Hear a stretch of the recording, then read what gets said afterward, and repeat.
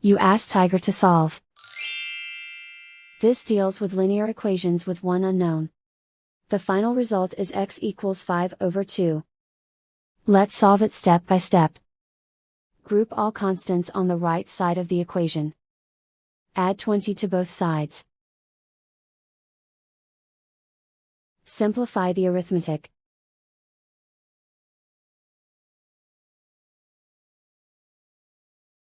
Isolate the x. Divide both sides by 8. Simplify the fraction. Find the greatest common factor of the numerator and denominator. Factor out and cancel the greatest common factor. And so the final result is x equals 5/2.